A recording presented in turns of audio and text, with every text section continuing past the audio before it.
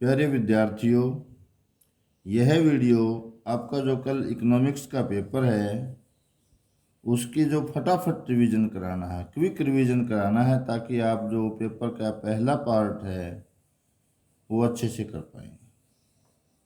और वीडियो को आपने शुरू से लेकर के और अंत तक बड़े ध्यान से देखना है। आपका इसमें काफ़ी कुछ ऑब्जेक्टिव पार्ट भी कवर हो जाएगा। सबसे पहला क्वेश्चन है, 5 नंबर का आएगा, मांग का नियम क्या है?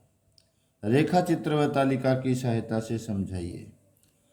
डॉक्टर मार्शल के मांग के नियम के अनुसार अन्य बातें समान रहने पर यह वर्ड आपने जरूर लिखने हैं। किसी वस्तु की कीमत और मांग में विपरीत संबंध पाया जाता है। वस्तु की कीमत और मांग में विपरीत संबंध पाया जाता है। आपने गलती से मांग और कीमत नहीं लिखना है, तो आपने दो बातें ध्यान रखनी है, अन्य बातें समान रहने पर, और दूसरा कीमत और मांग में विपरीत संबंध पाया जाता है। जब वस्तु की कीमत घटती है तो वस्तु की जो मांग है वो बढ़ जाती है, और जब वस्तु की कीमत बढ़ती है तो जो वस्तु की मांग है वो घट जाती है, कम मात्रा में खरीदी जाएगी। मांग का नियम निम्नलिखित मान्यताओं पर आधारित है। उपभोक्ता की आय में कोई परिवर्तन नहीं होता। संबंधित वस्तुओं की कीमतों में भी कोई परिवर्तन नहीं होता। उपभोक्ता की रुचि, फैशन और प्राथमिकताओं में भी कोई परिवर्तन नहीं होता, और यह नियम सामान्य वस्तुओं पर लागू होता है। भविष्य में भी कीमतों में परिवर्तन होने की कोई संभावना नहीं होती। फिर उससे आगे आपने हेडिंग डालनी है, व्याख्या। मांग के नियम की व्याख्या। मांग के नियम की व्याख्या निम्न तालिका व रेखा चित्र द्वारा की जा सकती है। सबसे पहले आपने तालिका बनानी है। आइसक्रीम को हमने यहाँ पर उदाहरण दिया है। आइसक्रीम की कीमत, यहाँ पर रुपीज प्रति इकाई जरूर लिखना है। फिर खरीदी गई मात्रा, इकाइयाँ। आइसक्रीम की जब कीमत 5 रुपये प्रति इकाई है तब आइसक्रीम की इकाई 1 खरीदी जाती है, और जब आइसक्रीम की कीमत घट कर के 1 रुपया प्रति इकाई हो जाती है तो आइसक्रीम की जो है 5 मात्राएं खरीदी जाती है, 5 इकाइयाँ खरीदी जाती हैं। उपरोक्त तालिका से स्पष्ट है कि जैसे ही आइसक्रीम की कीमत 5 रुपये प्रति इकाई से कम होकर 1 रुपया प्रति इकाई हो जाती है तो आइसक्रीम की खरीदी गई मात्रा 1 से बढ़कर 5 इकाई हो जाती है। इसी प्रकार रेखा चित्र से स्पष्ट है। रेखा चित्र में हम एक्स अक्ष पर जो है वस्तु की मांग लेंगे और वाई अक्ष पर जो है वस्तु की कीमत लेंगे। यह मांग वक्र है जिसका ढलान ऋणात्मक है, ऊपर से नीचे की ओर है।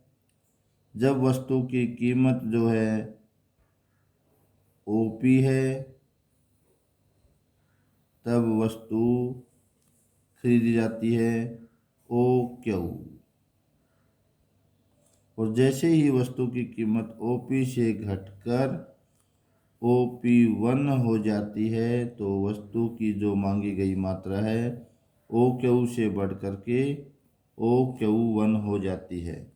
इसी प्रकार रेखा चित्र से स्पष्ट है कि कीमत OP से कम होकर OP1 होने पर खरीदी गई मात्रा OQ से बढ़कर OQ1 हो जाती है।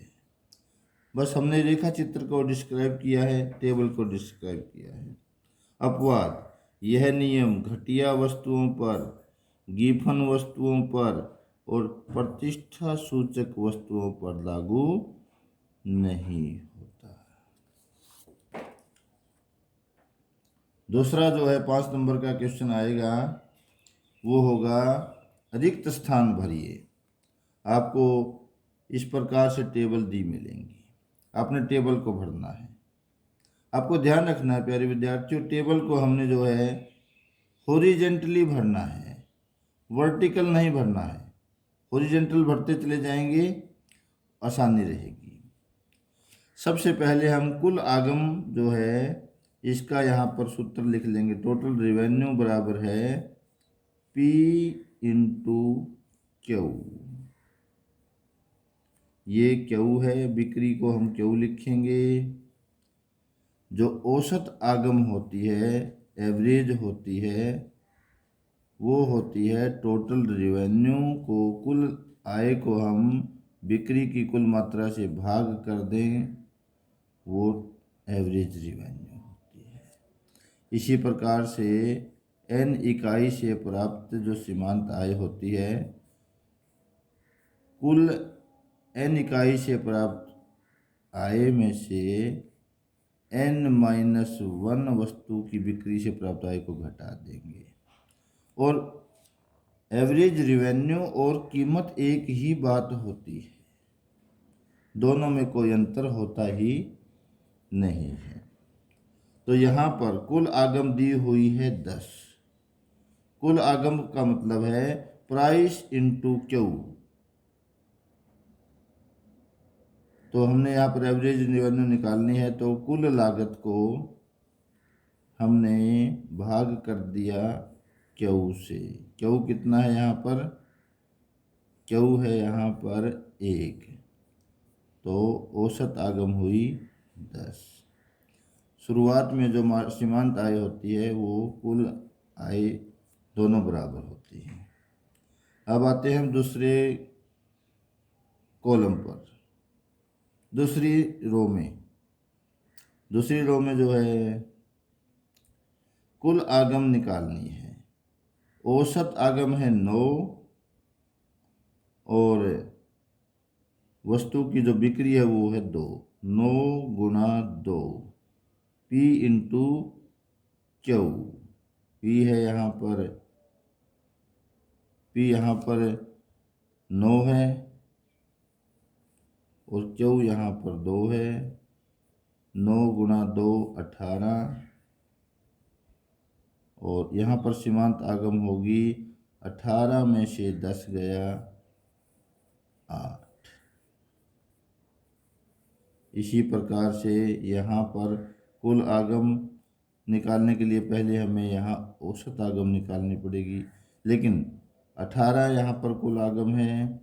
अगली सीमांत आगम दी हुई है, 18 जमा में 6 बराबर है 24, और 24 को हम कुल आगम को कुल बिक्री से भाग कर देंगे, बेची गई मात्रा से भाग कर देंगे। ये आ गई है कुल आगम। उसके बाद कुल आय हमें दी हुई है 28।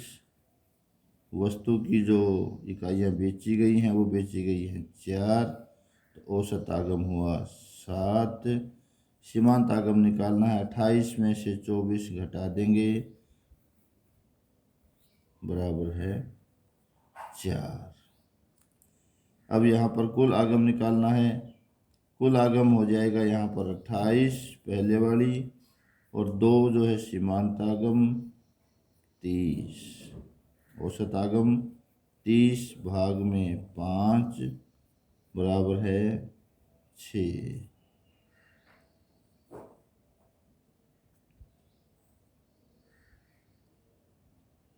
और अब जो है जो ये निकालनी है, इसके लिए कुल आगम निकालने के लिए हमें जो है यहाँ पर सीमांत आगम 0 है, तो कुल आगम 30 जमा 0 बराबर है 30, और औसत आगम 30 भाग में 5, 30 भाग में 6 करेंगे यहाँ पर, क्योंकि बिक्री की जो इकाइयाँ है वो 6 है, बराबर है 5। इस प्रकार से हम टेबल भरते चले जाएंगे। बहुत ही आसान है, पूरे के पूरे अंक मिलेंगे। बस हमें ध्यान ये रखना है कि टेबल भरने से पहले ही हम जो है ये सूत्र लिख लेंगे, और यहाँ पर सूत्र भर अप्लाई करते चले जाएंगे। टेबल जो है हम इस तरीके से भरते चले जाएंगे, इस तरीके से नहीं। नेक्स्ट क्वेश्चन है प्यारे विद्यार्थियों, कुल आय, औसत आय और सीमांत आय की परिभाषा दें, वह सूत्र लिखें। बहुत ही आसान क्वेश्चन होता है ये। जो एक फर्म होती है, अपने उत्पादन की जो एक निश्चित मात्रा को बेचकर उसे जो धन प्राप्त होता है उसे कुल आय कहते हैं। कुल आय को लिखेंगे हम TR से। बस मान लीजिए एक फर्म ने जो है 100 वस्तुएं बेची, क्वांटिटी हुई 100 और प्राइस है 5, तो 100 गुणा 5 ये कुल आय हुई। तो सूत्र होगा total revenue is equal to price into quantity. Price का मतलब वस्तु की कीमत, क्यों उत्पादन की जो निश्चित मात्रा में जो बेची गई मात्रा है वो हम क्यों लेंगे। औसत आय, कुल आय को बेची गई मात्रा से भाग करने पर जो प्रति इकाई बिक्री से प्राप्त आय होती है वो औसत आय कहलाती है। Average revenue is equal to total revenue divided by Q. इसी प्रकार सीमांत आय, सीमांत आय क्या होती है प्यारे विद्यार्थियों, जो वस्तु की एक अतिरिक्त इकाई बेची जाती है उसके बेचने से कुल आय में जो बढ़ोतरी होती है, या एक इकाई कम बेची जाती है तो जो कुल आय में कमी आती है। एक इकाई कम या एक इकाई ज़्यादा बेचने से कुल आय में जो अंतर आता है उसे ही सीमांत आय कहते हैं। और इसका सूत्र है n इकाई की सीमांत आय इज इक्वल टू n इकाई से प्राप्त कुल आय माइनस n-1 इकाई से प्राप्त कुल आय। मान लीजिए आपने 5वीं इकाई की MR निकालनी है, सीमांत आय निकालनी है। इसका मतलब है 5 इकाई बेचने से प्राप्त कुल आय में से 4 इकाई से प्राप्त बेचने से प्राप्त कुल आय को हमने घटाना है। इस प्रकार से हमारा ये 5 नंबर का क्वेश्चन है, पूरे 5 अंक इसमें मिलेंगे। इसमें 1 नंबर के क्वेश्चन भी पूरे हो जाते हैं हमारे, ये 1-1 नंबर के हैं। और इसमें हमारे से 2-2 नंबर के अलग अलग पूछे जा सकते हैं। कुल आय क्या है, औसत आय क्या है, सीमांत आय क्या है, सूत्र भी लिखें।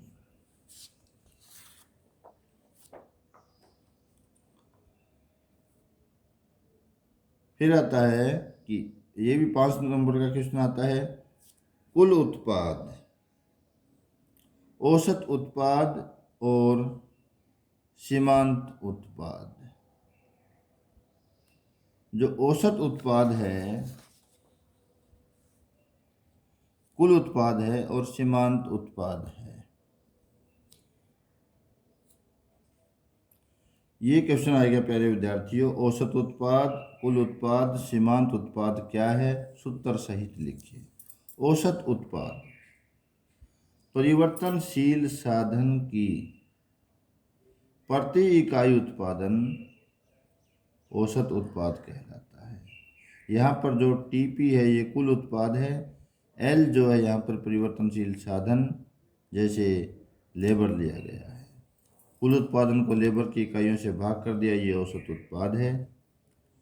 कुल उत्पाद, कुल उत्पाद का अर्थ है परिवर्तनशील साधन की सभी इकाइयों द्वारा जो कुल उत्पादन किया जाता है उसे कुल उत्पाद कहते हैं। और इसे ज्ञात करने के लिए औसत उत्पाद को परिवर्तनशील साधन की इकाइयों से गुणा कर दिया जाता है।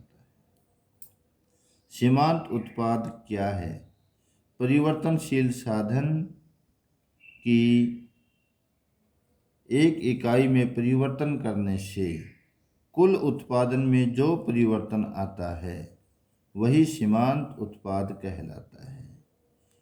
इसका सूत्र है चेंज इन टोटल प्रोडक्ट, कुल उत्पादन में परिवर्तन भाग में परिवर्तनशील साधन की इकाइयों में परिवर्तन।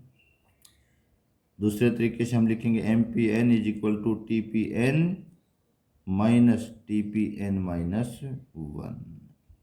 इस प्रकार से जो है ये हमारा 5 नंबर का क्वेश्चन पूरा हो जाएगा। परिभाषा लिखनी है, सूत्र लिखना है, हमें पूरे 5 के 5 अंक मिलेंगे और इसी में हमारे 2-2 नंबर के क्वेश्चन औसत उत्पाद, कुल उत्पाद, सीमांत उत्पाद की परिभाषा लिखें और सूत्र लिखें और 1-1 नंबर के क्वेश्चन औसत उत्पाद बराबर है, कुल उत्पाद बराबर है, सीमांत उत्पाद बराबर है, ये पूरा हो जाता है। इसमें हमने ध्यान रखना प्यारे विद्यार्थियों, 1-1 नंबर के क्वेश्चन कैसे पूछे जा सकते हैं। जब सीमांत उत्पाद बढ़ती दर पर बढ़ता है तो कुल उत्पाद भी बढ़ती दर पर बढ़ता है। जब सीमांत उत्पाद घटती दर पर बढ़ता है तो कुल उत्पादन भी घटती दर पर बढ़ता है। जब सीमांत उत्पाद समान रहता है तो कुल उत्पादन भी समान दर पर बढ़ता है और जब सीमांत उत्पाद शून्य हो जाता है तब कुल उत्पाद अधिकतम होता है। यह आमतौर पर अवश्य पूछा जाता है कि जब सीमांत उत्पाद शून्य होता है तो कुल उत्पाद कितना होता है, कुल उत्पाद अधिकतम होता है। दूसरा इम्पोर्टेंट क्वेश्चन इसमें कई बार पूछा जाता है कि क्या सीमांत उत्पाद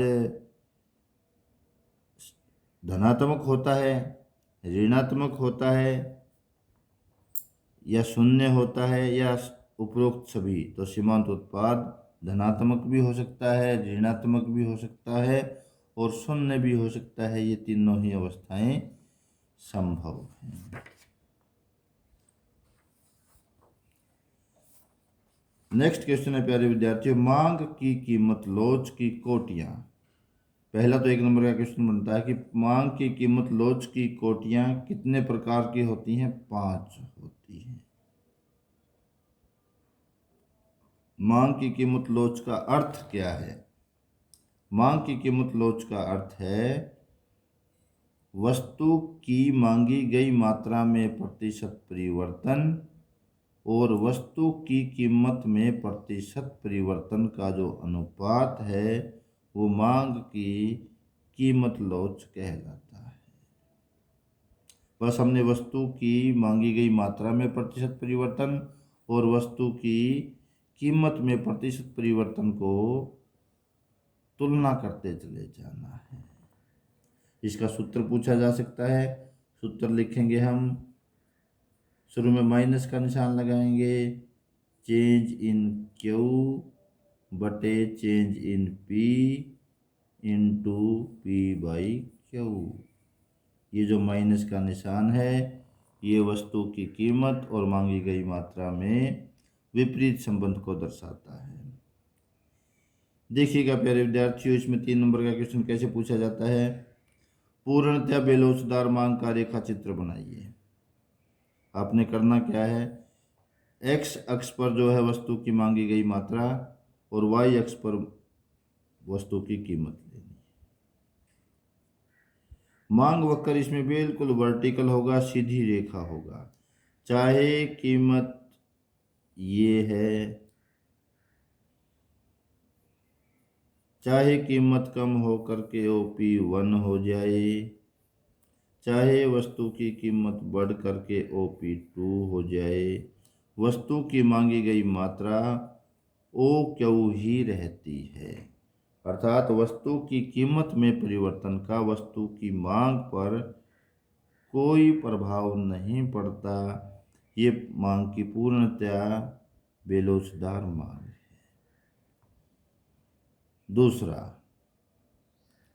पूर्णतया लोचदार मांग। इसमें जो है मांग वक्र एक्स अक्ष के बिल्कुल समानांतर होगा। पूर्णतया बेलोचदार में वाई अक्ष के समानांतर था, पूर्णतया लोचदार में मांग वक्र, ये डीडी मांग वक्र है, ये एक्स अक्ष के पूर्णतया समानांतर होगा। वस्तु की कीमत में थोड़ा सा परिवर्तन होने पर ही वस्तु की मांग में इतना परिवर्तन हो जाता है जिसको मापा ही नहीं जा सकता। मांग की कीमत लोच यहाँ पर इन्फिनिटी होगी और पूर्णतया बेलोचदार मांग में यह 0 होगी। एक कोड से पूछा जा सकता है कि इकाई लोचदार मांग क्या है। इकाई लोचदार मांग में जो मांग वक्र है वो इस प्रकार का होता है, रेक्टेंगुलर हाइपरबोला होता है, बिल्कुल इस प्रकार का होता है, रेक्टेंगुलर हाइपरबोला। इसके किसी भी बिंदु से अगर हम नीचे की तरफ और ये इधर एक्स और वाई एक्स की तरफ ये ले जाते हैं, ये जो एरिया आएगा ये बिल्कुल बराबर होगा। ये होता है रेक्टेंगुलर हाइपरबोला की प्रॉपर्टी। अर्थात वस्तु की कीमत में जितने प्रतिशत परिवर्तन आता है उसके फलस्वरूप वस्तु की मांग में भी उतने ही प्रतिशत परिवर्तन आता है। तो यहाँ पर मांग की कीमत लॉस 1 के बराबर होगी। यहाँ पर ये देखिएगा, ये जो मांग वक्र है इसमें जो है वस्तु की कीमत में जो प्रतिशत परिवर्तन आता है वो अधिक आता है और वस्तु की मांग में प्रतिशत परिवर्तन कम आता है। तो जो मांग की कीमत लॉस है वो 1 से कम है।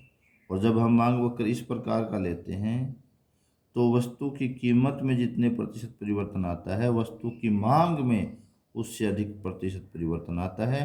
तो ये इकाई से अधिक लोचदार है। तो मांग की कीमत लोच की कोटियाँ हुई पूर्णतया बेलोचदार, पूर्णतया लोचदार, इकाई लोचदार, इकाई से कम लोचदार, इकाई से अधिक लोचदार।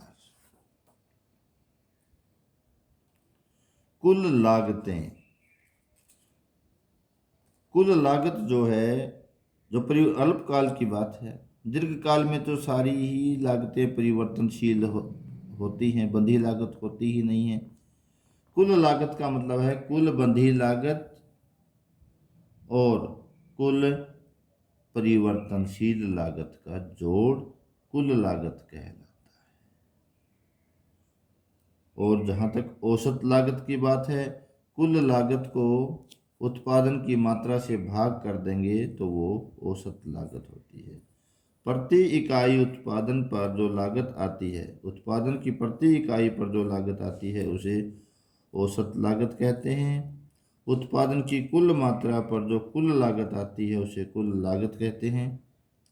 और सीमांत लागत, उत्पादन की वस्तु का जो एक अतिरिक्त इकाई का उत्पादन किया जाता है उससे कुल लागत में जितना परिवर्तन आता है उसे सीमांत लागत कहते हैं। Change in total cost divided by change in Q, MCN is equal to total cost of N minus total cost of N-1 इकाइयाँ। ये भी कई बार 6 नंबर का क्वेश्चन पूछा जाता, बड़ा आसान होता। कुल लागत, औसत लागत, सीमांत लागत की परिभाषा दें और उनका सूत्र लिखें, बहुत ही आसान है।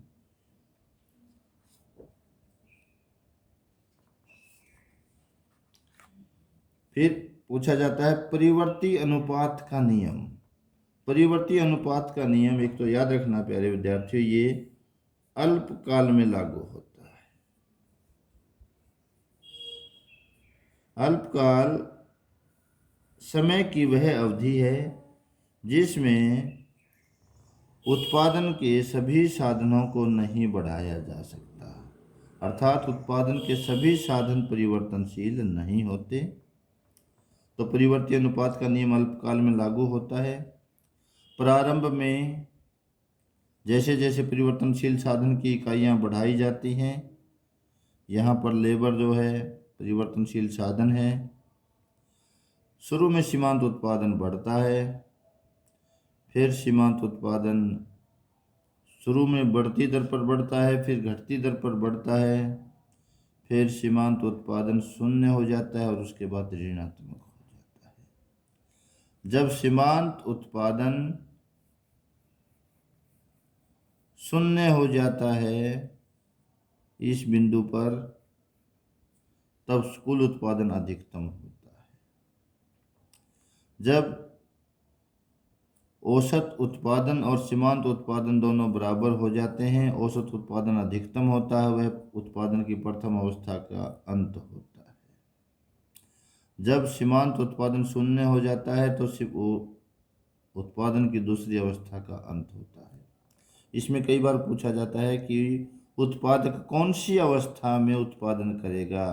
उत्पादक हमेशा उत्पादन की दूसरी अवस्था में काम करे, तीसरी अवस्था में कभी नहीं जाएगा।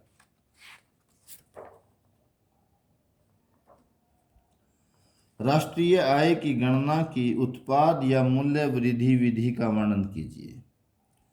राष्ट्रीय आय की उत्पाद विधि में एक लेखा वर्ष में अर्थव्यवस्था के जो तीनों क्षेत्र हैं, प्राथमिक है, द्वितीयक है, तृतीयक है, उन तीनों क्षेत्रों में जो अंतिम वस्तुएं होती हैं, जो सेवाएं होती हैं, का जो उत्पादन होता है, उनके बाजार मूल्य को जोड़ दिया जाता है और इसमें से घिसावट व्यय को और निवल अप्रत्यक्ष कर को घटा दिया जाता है और विदेशों से प्राप्त निवल कारक आय को जोड़ दिया जाता है। इस प्रकार से हमें राष्ट्रीय आय ज्ञात हो जाएगी। संक्षेप में कहें तो जो एक लेखा वर्ष में सभी क्षेत्रों में उत्पादित अंतिम वस्तुओं और बाजार मूल्यों का जो जोड़ होता है, उसे हम कहते हैं gross domestic product at market price. हमने उसमें से घिसावट व्यय को जब घटाया तो ये बचा हमारे पास net domestic product at market price. और जब इसमें से भी हमने नेट इनडायरेक्ट टैक्स, निवल अप्रत्यक्ष कर को घटा दिया तो हमारे पास बचा net domestic product eight factor cost, साधन लागत पर। और इसमें हमने विदेशों से प्राप्त निवल कारक आय को जोड़ दिया, हमें मिला net national product at factor cost और इसी को हम बोलते हैं राष्ट्रीय आय। कितनी आसान विधि है प्यारे विद्यार्थियों।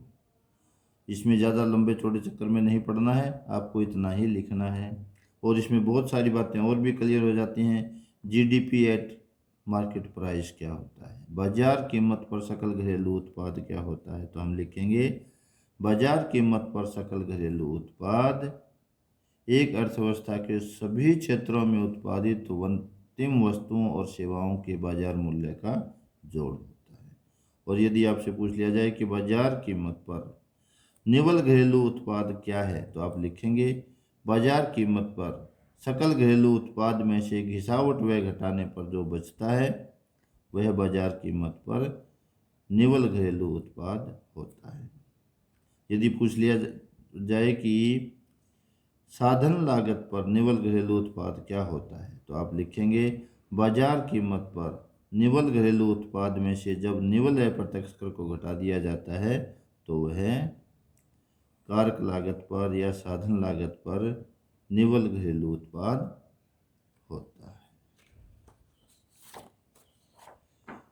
फिर इसमें कई बार पूछा जाता है कि दोहरी गणना की समस्या क्या है। इससे पहले हम करेंगे कि राष्ट्रीय आय की गणना की जो उत्पाद विधि है, इसका दूसरा नाम मूल्य वृद्धि विधि भी है।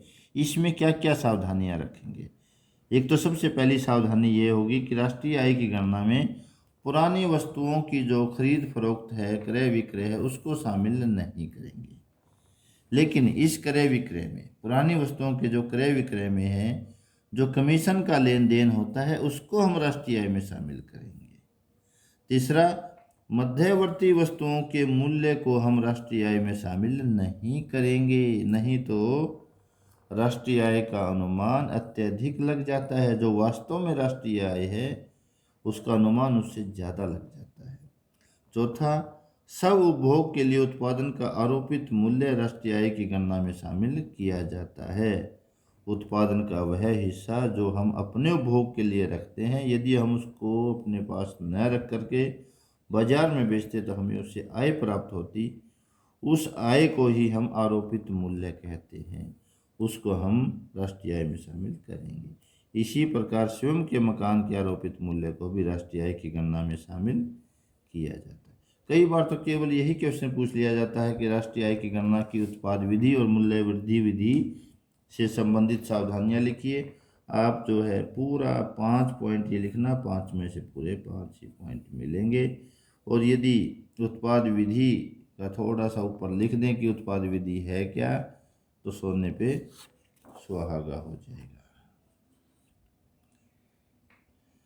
इसी में 5 नंबर का क्वेश्चन कई बार पूछा जाता है और बहुत ही आसान होता है। दोहरी गणना की समस्या क्या है, इससे बचने के उपाय लिखिए। दोहरी गणना अर्थात एक ही वस्तु की गणना एक से अधिक बार करना दोहरी गणना कहलाता है। ये दोहरी गणना की समस्या पैदा कब होती है, क्यों उत्पन्न होती है? जब राष्ट्रीय आय की गणना में उत्पाद विधि का प्रयोग किया जाता है और गलती से उसमें मध्यवर्ती वस्तुओं के मूल्य को शामिल कर लिया जाता है। तो एक ही वस्तु की गणना एक से अधिक बार हो जाती है, जिससे राष्ट्रीय आय का अनुमान अत्यधिक लग जाता है। इसे ही दोहरी गणना की समस्या कहा जाता है।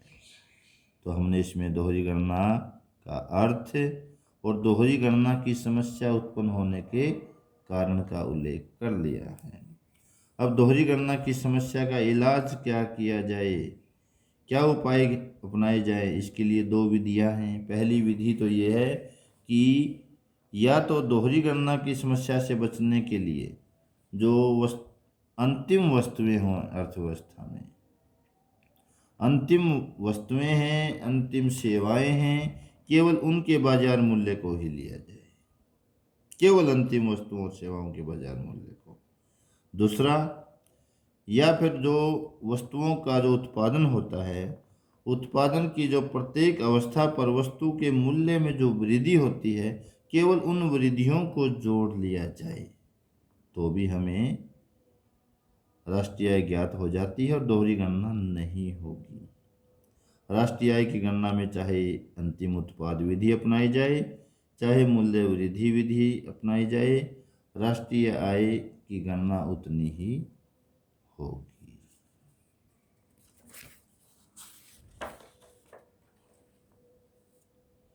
फिर ये 2-2 नंबर के बहुत ही आसान क्वेश्चन होते हैं प्यारे विद्यार्थियों। सामान्य वस्तुएं क्या होती हैं? सामान्य वस्तुएं वे वस्तुएं होती हैं जैसे जैसे उपभोक्ता की आय बढ़ती चली जाती है, इन वस्तुओं की जो मांग है वो बढ़ती चली जाती है। अर्थात उपभोक्ता की आय में और इन वस्तुओं की मांग में सीधा संबंध है। आय बढ़ेगी, वस्तुओं की मांग बढ़ेगी, आय घटेगी, वस्तुओं की मांग घटेगी। ऐसी वस्तुएं सामान्य वस्तुएं होती हैं। और जो गिफन कोटि की वस्तुएं हैं, जो निम्न कोटि की वस्तुएं हैं, वो इनसे उल्टी होती हैं। जैसे जैसे उपभोक्ता की आय बढ़ेगी, इनकी मांग घटेगी, जैसे जैसे उपभोक्ता की आय घटेगी, इनकी मांग बढ़ेगी। ये होती हैं निम्न कोटि की वस्तुएं। गिफन वस्तुएं वे होती हैं जो जिनका जो मांग वक्र है वो धनात्मक होता है। अर्थात जैसे जैसे कीमत बढ़ती है, इन वस्तुओं की जो मांग है वो भी बढ़ती है। जैसे जैसे कीमत कम होती है, इनकी मांग जो है वो कम होती चली जाती है। ये 2-2 नंबर के क्वेश्चन हैं, लेकिन बहुत ही इम्पोर्टेंट क्वेश्चन है। इसमें आएगा सामान्य वस्तुएं क्या हैं, निम्न कोटि की वस्तुएं क्या हैं, गिफन वस्तुएं क्या हैं।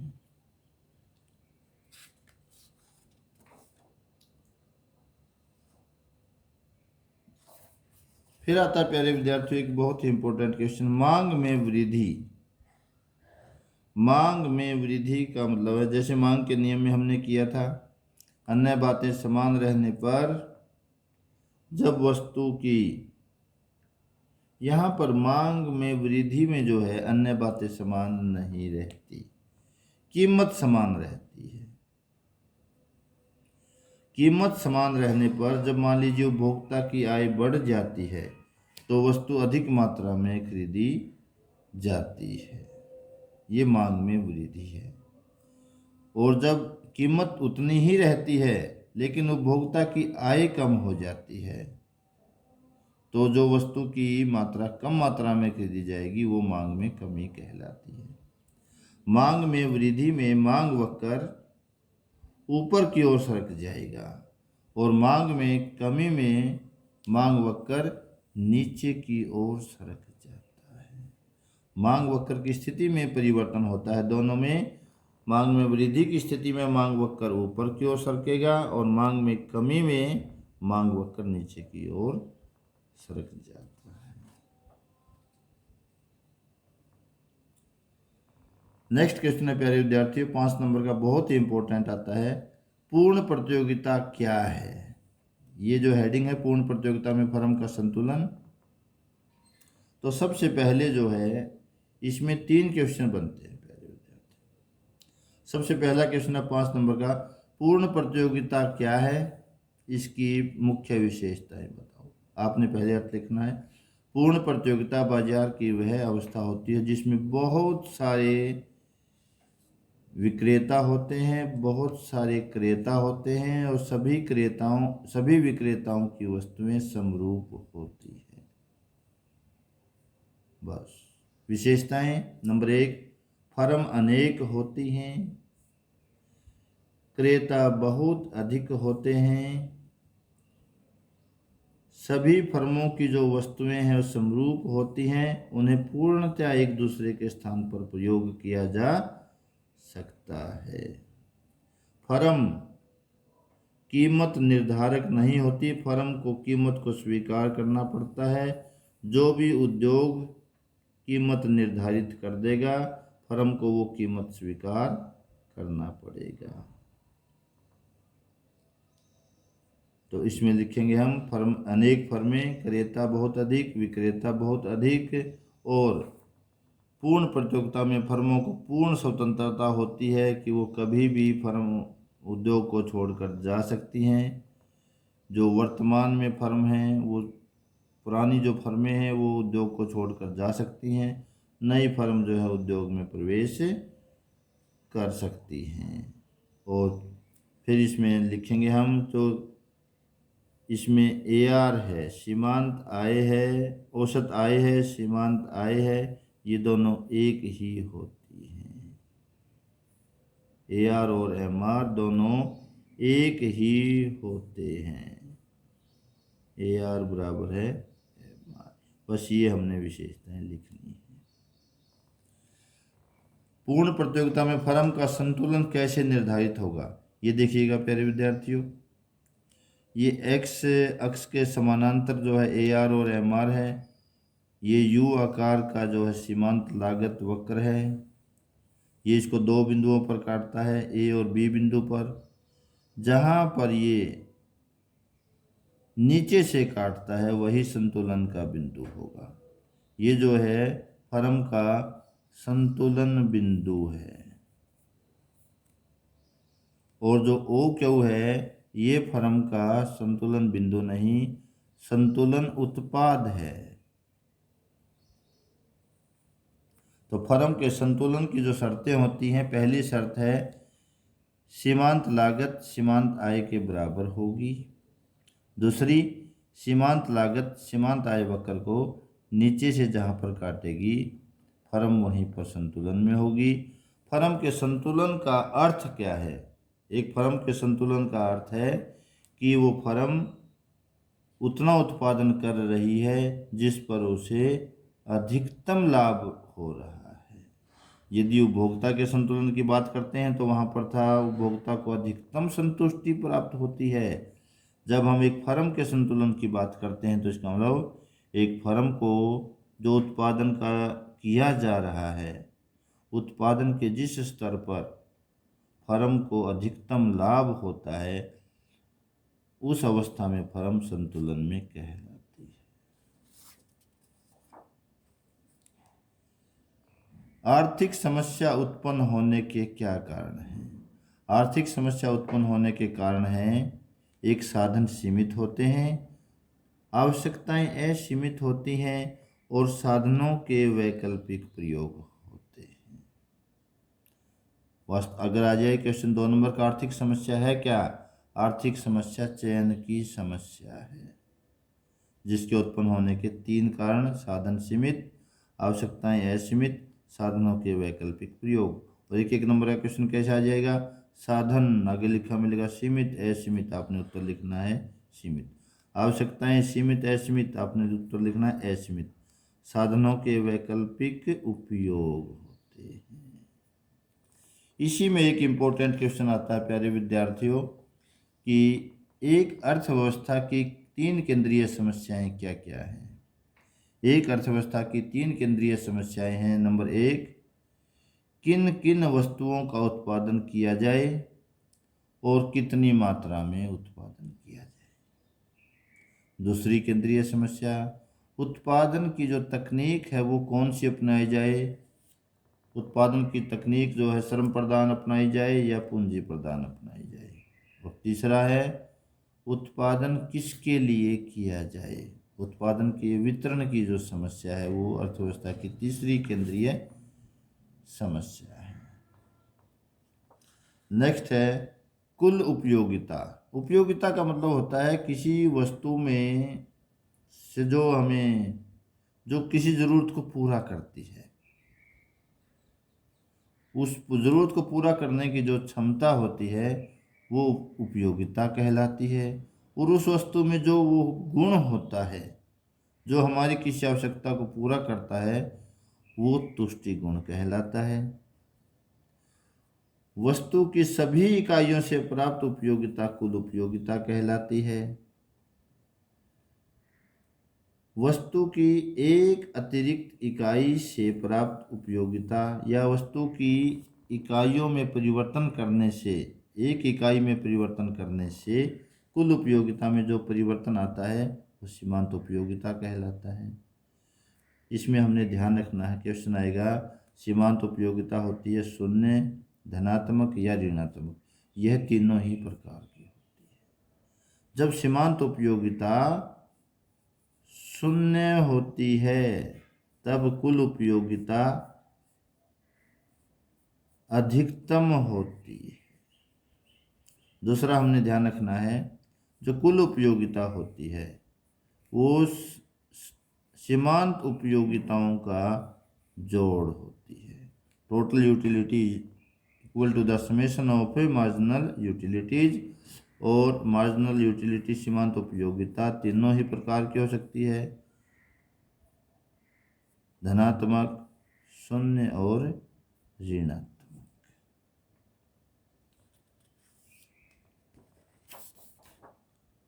मांग का विस्तार, मांग का विस्तार और मांग का संकुचन, बिल्कुल मांग का नियम है ये। अन्य बातें समान रहने पर जब वस्तु की कीमत कम हो जाती है तो खरीदी गई जो मात्रा बढ़ती है, मांग का विस्तार।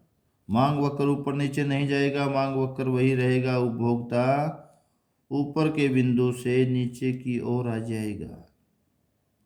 और मांग के संकुचन में वस्तु की कीमत बढ़ जाती है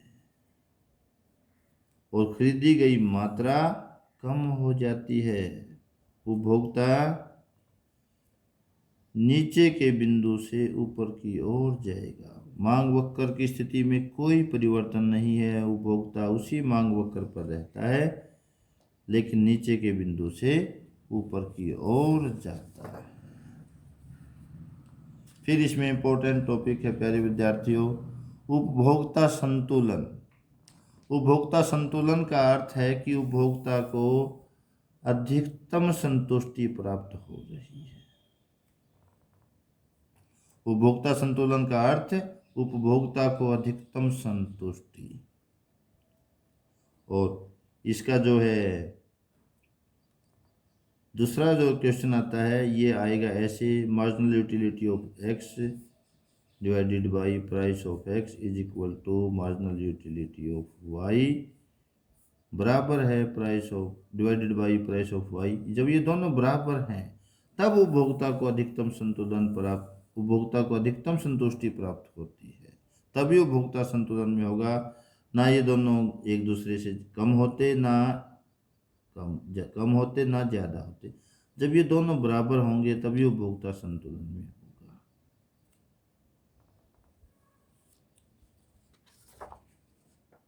नेक्स्ट क्वेश्चन है प्यारे विद्यार्थियों, इनडिफरेंस कर्व। तटस्था वक्र क्या होता है प्यारे विद्यार्थियों? जब दो वस्तुओं के संयोग से उपभोक्ता को एक समान संतुष्टि मिल रही है, ऐसा वक्र तटस्था वक्र कहलाता है। ये देख लीजिएगा, ये जो है तटस्था वक्र है, दो वस्तुओं के विभिन्न संयोगों को दर्शाता है जिनसे एक समान संतुष्टि मिलती है। तटस्थ का मतलब ही ये होता है कि हम तटस्थ हैं, चाहे ए है, चाहे बी है, चाहे सी है, चाहे डी है, हमें कोई फर्क नहीं पड़ता किस चीज़ में, हमें जो संतुष्टि मिल रही है उसके स्तर में कोई फर्क नहीं पड़ता। अगर क्वेश्चन है तटस्था वक्र क्या है, तटस्था वक्र दो वस्तुओं के उन विभिन्न संयोगों का समूह है जिनसे एक उपभोक्ता को एक समान संतुष्टि मिलती है। फिर इसमें आ जाता है कई बार 2 नंबर का क्वेश्चन, तटस्था वक्र की दो विशेषताएं बताइए। तो दो विशेषताएं हैं, तटस्था वक्र ऊपर से नीचे की ओर होता है, अर्थात इसका ढलान ऋणात्मक होता है। देखिएगा ये न तो एक्स अक्ष को छू रहा है न ही वाई अक्ष को छू रहा है, और मूल बिंदु की ओर यह उन्नतोदर है, मूल बिंदु की ओर उन्नतोदर है। ये कई जो तटस्था वक्र लेते हैं ये तटस्था मानचित्र बन जाता है। आप ध्यान से देखिएगा, कोई भी तटस्था वक्र एक दूसरे को नहीं काट रहा। तो ये एक इम्पोर्टेंट विशेषता है कि तटस्था वक्र कभी भी एक दूसरे को नहीं काटते। तटस्था वक्र जितना अधिक ऊंचा, उपभोक्ता को उतनी ही अधिक संतुष्टि, जितना तटस्था वक्र नीचे उतनी ही उपभोक्ता को कम संतुष्टि। यह है उत्पादन संभावना वक्र।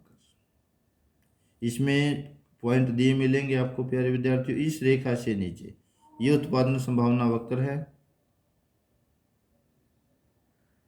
इसमें जो ये इससे नीचे का जो बिंदु है, यहाँ पर संसाधनों का पूरा उपयोग नहीं हो रहा है। इससे ऊपर का बिंदु जो है वो रेंज से बाहर है, हमारे पास इतने संसाधन उपलब्ध नहीं हैं, केवल इतने ही संसाधन उपलब्ध हैं। तो उत्पादन संभावना वक्र दो वस्तुओं के उन विभिन्न संयोगों को दर्शाता है जब संसाधनों का इष्टतम उपयोग हो रहा है, जब उत्पादन की तकनीक का इष्टतम उपयोग हो रहा है। इससे नीचे का बिंदु अकुशल उपयोग को दर्शाएगा, इससे ऊपर का बिंदु अप्राप्य होता है। उत्पादन संभावना वक्र मूल बिंदु की ओर नतोदर होता है।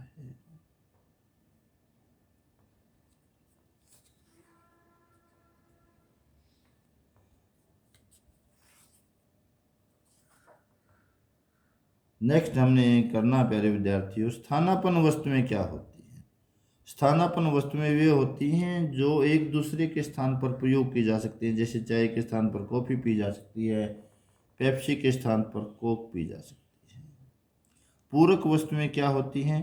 पूरक वस्तुएं वे वस्तुएं होती हैं जिन्हें एक साथ मांगा जाता है।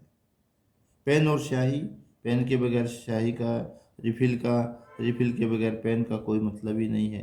कार है, डीजल की कार है तो कार और डीजल दोनों ही चाहिए। ऐसी वस्तुएं पूरक वस्तुएं कहलाती हैं और ऐसी वस्तुओं की मांग संयुक्त मांग कहलाती हैं। और इस प्रकार की जो वस्तुएं होती हैं उनको हम संबंधित वस्तुएं कहते हैं। तो प्यारे विद्यार्थियों, ये आपके लिए एक क्विक रिवीजन था। इसमें एक क्वेश्चन और है, बजट रेखा या कीमत रेखा। एक तो इसमें ध्यान रखना है, बजट रेखा सीधी रेखा होती है, बजट रेखा सीधी रेखा होती है, और इसका दूसरा नाम कीमत रेखा है। कीमत रेखा क्यों है? कीमत रेखा इसलिए है क्योंकि बजट रेखा का निर्धारण दोनों वस्तुओं की कीमतों पर निर्भर करता है। बजट रेखा का जो ढलान है दो वस्तुओं की कीमतों के अनुपात पर निर्भर करता है। Thank you.